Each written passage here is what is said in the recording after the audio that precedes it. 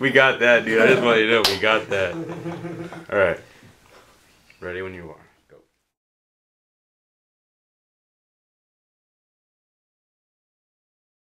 It's three guys who, for whatever reason, I've put up with all their stuff for the past however many years. I don't know why. I never would have guessed that I'd be friends with these fucks. You know, we've all had a battle of some kind. You know, me and Arsenio, we fucking hated each other. There was no two ways about it. The first time I met this fool, we were ready to fight. Like, we hated each other. All over a stupid, I mean, it was a stupid reason. It was over a softball game. At PE, nonetheless. Somebody hits the ball my way. You know, I didn't come up with the out. Pop flies, so he's, nice catch. And I looked at him and said, who the fuck is this kid talking to me like? Who is this guy? Like, son of a bitch, I hope he fucks up, or I'm going to throw this ball as hard as I can at him.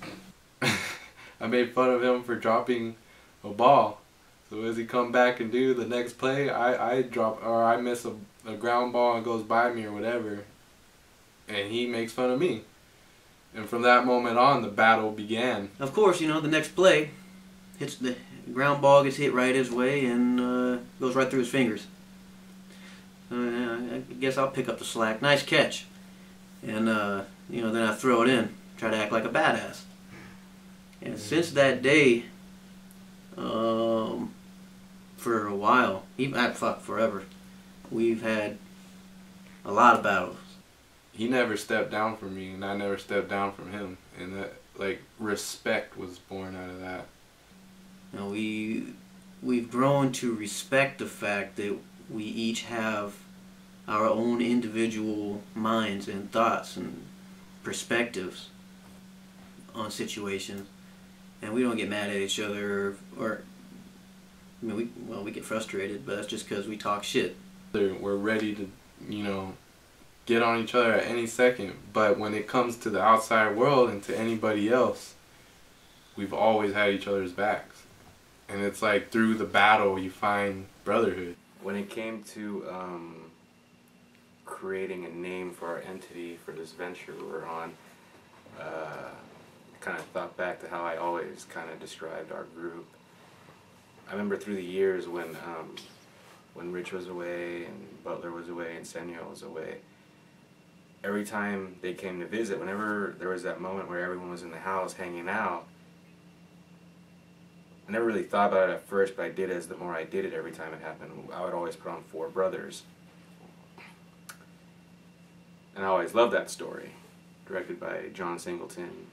The story of four guys from different walks of life who are brothers, though. You know, they were adopted, but they're that team, they're that unit when they're together, and it's loyalty and it's trust, and they're dependable. These guys, I can call on the drop of a dime, you know, to do anything.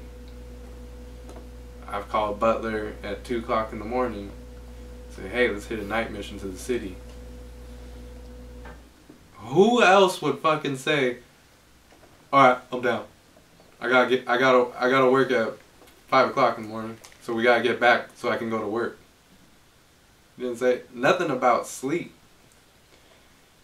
And that's just how he is. I knew Senyo back in like elementary school, 2nd, 3rd grade or something. I just remember this guy, little left-handed basketball player, kept his head down, just running all over the court with the handles.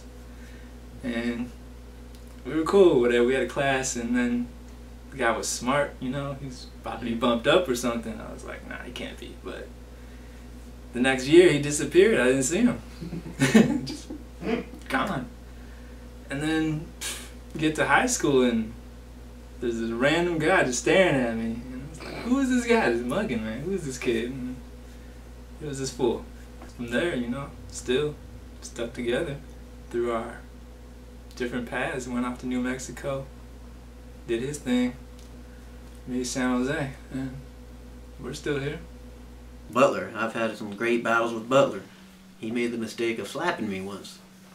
I let him have it, and that made our relationship stronger somehow. And when I was gone, and came back, Butler was always there. I don't know how. Some kind of freak show magic. The kid was always in town. Rich though. This guy. I don't know. I guess it was middle school when I first ran into him. I don't know, 6th, 7th grade. I don't. The story he tells is different than the way I see it. You know. That's because I tell the truth. He seems to think that when he met me, I was trying to steal from him, thieving into his little backpack or whatever. You know. I don't recall it going down like that. I don't recall ever stealing from anybody. You know. Especially nobody's backpack. I mean, what's in there? But that's the way he sees it, and he's one of the best friends I've got. The guy is always down. He never says no. In some situations he probably should, but yeah, he's just always there. Another thing about Butler is no matter how much shit you give him, he never cracks. You know, you keep pushing him and he starts to get angry just a little bit. You can tell he's angry, but he never directs it at you personally. Like camping one time, he couldn't put his tent together to save his life. He was the worst tent pitcher I've ever seen. And I was talking all kinds of shit. He got mad and instead of throwing whatever he had at me, he threw it over in the middle of nowhere. Granted, it would have been a big mistake if he threw it at me. No, he just never directs his anger at anybody. You can never push him to that limit, and that is another great characteristic for a guy. You know, it's like that for all three of these fuckers. The more I thought about it, it always just made sense to call us Four Brothers. I mean, even in photos, I'd always tag us ourselves as the Four Brothers, and it's what this is all about. It's family. You know, everything we do within this venture is about pushing the other person to see what else they can do creatively. And always, like I said, everything has to come from a positive place. And this all began with just us being a group of guys who hung out and over the years becoming closer and developing that bond. And now it's sort of mushroomed into this whole venture. And so when it came to give this thing a title, a name, no hesitation. AFourBrothersJoint. Now, I never thought I'd be friends with Marcus. The first time I met Marcus, me and Arsenio didn't like each other. So, you know, just out of that, them being brothers, Marcus didn't want anything to do with me. I remember, too, I said, "What's up, Marcus?" one time, we were walking down the hallway at school. And he gave me this fucking look. It was like he wasn't even looking at me. He was just looking through me like I was nothing. And I thought, that motherfucker, what the fuck is his problem? And I didn't want anything to do with him again. he was always just Arsenio's brother. You know, wasn't really my friend. He's just that guy. That's Arsenio's brother. Whatever. Me and Marcus had a great experience one night. We went to a frat party. And that was the first time we actually hung out. I sent him a text and I was like, you know what? Let's see what Marcus is doing. And I mean, I'd never seen him reply to a text message so fast in my life. It was instant. Hell the fuck yes, I am going. And we had a great time. You know, we got smashed. I mean, we were drinking like wine out of a plastic bag in a box, and I don't remember if it was Jaeger or Jack or whatever the hell it was. It was disgusting, but we drank the shit out of it. And from there, I started getting to know him. You know, his character, his true character. First, I thought it was just all kind of a show because he's really into pop culture. He's really into movies, and I love movies too. But I always thought it was kind of a front. But the more I got to know him, and the more I realized, like, this guy doesn't change for anybody. He is always himself in every situation, any given situation. And you know, that showed me a lot about the guy. He's real, I guess, is what you could say. And I don't know, you could respect him for being himself. Doesn't play around. I mean, he's not apologizing for who he is. That's cool. I found out it was okay to be myself in front of other people. You know, if they didn't like it, that was fine. But you know, I learned a lot from him. Nobody's inspired me more than my brother with his vision and his. You know, we've all gotten into this filmmaking because of him. He was the one that's passionate about filmmaking. And he's the one that has the vision that we all truly believe in. And his ability to just pursue his passion, as far as constantly putting so much time into watching movies, into learning the art form, I mean, that showed me a lot from my own art form. That the pursuit of the knowledge, the passion for it, that's what'll make you successful. But really though, nothing to knock my own actual brothers, but these guys are pretty much like brothers to me now. 4 different guys, man, with a similar interest coming together. I mean, we're all friends, but we have that similar interest that brought us together as a team. And even though we have that similar interest, we're still very different individuals. If you didn't know us, you'd probably think we hated each other, because we talk so much shit to each other, and it's a constant battle. But it's funny because that is our way of not putting negative energy into anything else. For me personally, it's like when I'm frustrated, I can take it out on Rich. I can take it out on Butler because I know they can take it. I know they'll take it and they'll punch me right back with it. Through this constant battle, we all became closer. We all became brothers. You know, when I was gone, and I would go through my problems, of whatever they were, or if I just felt like I wanted to talk to somebody from home, feel like I was at home, I would hit up Senyo. You know, I used to try different people, but nobody would answer the phone or whatever. And Senyo, I mean, that was the one guy that I had respect for, and I figured he'd be doing something positive with his life when I was gone and he was gone. He's the only one that stayed in constant contact, you know, been all over the world, overseas. And this guy was in the middle of the Indian Ocean and still found a way to call me. Yeah, he always answered. And that really showed me a lot about him, you know, like how he felt as far as our friendship, I guess. You know, he always hit me up when it was I needed to talk to somebody. And that's huge over a lifetime, to realize that there's friends and there's people out there who care enough about you to, you know, just hit you up for no apparent reason. And it always just so happened to be at the right time, or vice versa. He would call me at the right time, you know, when I was down, or he'd send me a text message saying, you know, go F yourself or stick your finger in your ass or something like that, you know.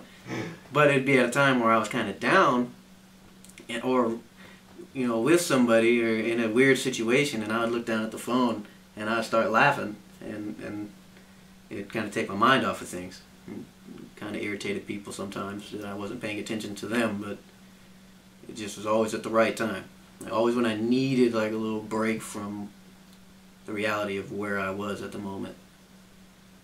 What we bring to this whole group, this crew, we all have different aspects and ideas and things we put down, you know, different views, different insight to projects. The same things we see, we all see it differently, and it helps us create together. It just pushes ourselves to grow. For me, the filmmaking sensibilities, it made sense. Four Brothers, you know, the movie by John Singleton, a joint, you know, Spike Lee, you know, he calls his products a Spike Lee joint. Funnily enough, he produced Four Brothers, so it all kind of, it makes sense. Kind of comes from a personal space for me when I think of the word Four Brothers, the words Four Brothers. It's what we are. We're a family. We all have different ideals, different beliefs, different ways of doing things creatively, but for some reason it all kind of, it complements the other's work. Against all odds, this is our story and we're going to tell it. We're going to do this. We set it in our minds, and we're going to take on whatever we have to overcome every obstacle that puts itself in our way. And I only have faith and confidence in that fact.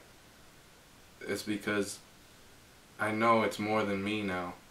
You know, I got 3 other strong individuals that have my back, who are ready to go on the drop of a dime. Now the passion turns into action. Not only attaining the knowledge, but now putting it to work.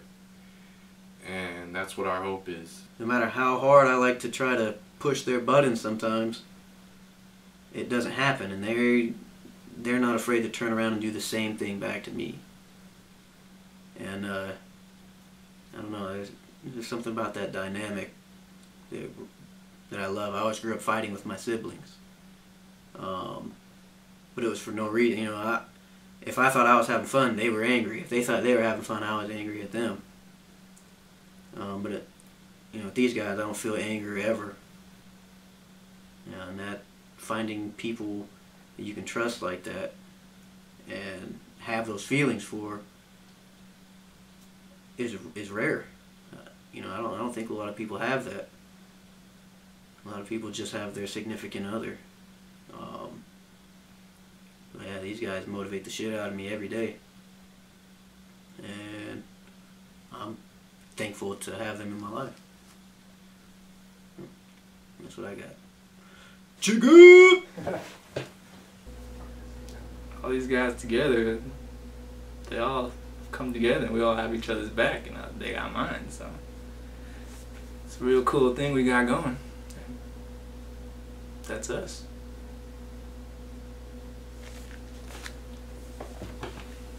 It's really touching. Awesome, You know, we're powerful when it's not only our own hands that are holding us up, but we all can unite together. Because Four Brothers, this is just the beginning. This is just the start. That's when I hear Four Brothers. That's us, and this is a Four Brothers joint.